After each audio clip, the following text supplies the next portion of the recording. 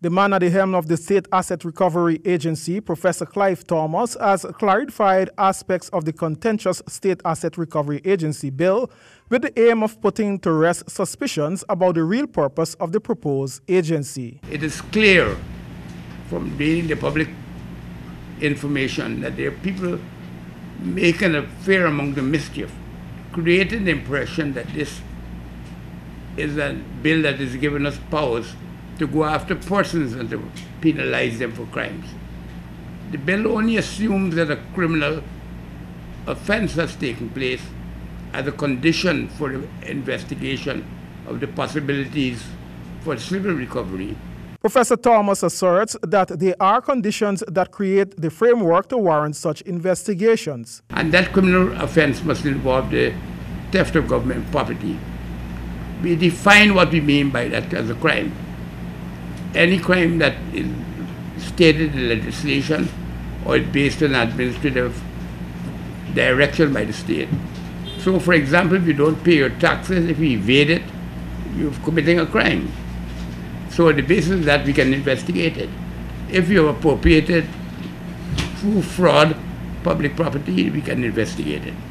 We don't have to prove the crime because that's not the condition of the bill.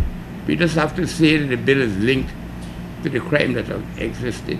Professor Thomas further stated that citizens are protected by the Constitution in terms of property ownership, but one cannot have that same right to stolen state property. Saru's chief executive, Major Aubrey Rettmeyer, says the loss of billions of dollars, not fictitious figures, intended for development and to alleviate poverty, warrants the recovery of those stolen assets. In the case of Guyana, we have been focusing on recovery because it is linked to development. And it's the expectation of the people of this country that the assets generated by the states should be used in the interest of our development. Vendetta against any one person is not enshrined in the powers of Sara, as is propagated by persons opposed to the legislation, says Major Rettmeyer. This is no vendetta with anybody. It's a matter of natural course of action that over the years we've been losing vast sums of money from this country.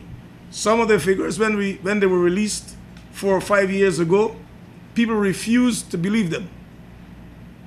But they were not fictitious figures. They were figures which were carefully researched. And if my memory serves me correct, the question of procurement fraud alone, you had between 28 and $35 billion lost from this country. In the case of illicit capital flight, 90 billion every year. In the case of the underground economy, some people believe it's good, some believe it's bad. Whatever you believe, the underground economy in this country was about $188 billion per year. He interjected too that Guyana cannot continue to sustain that much loss in assets.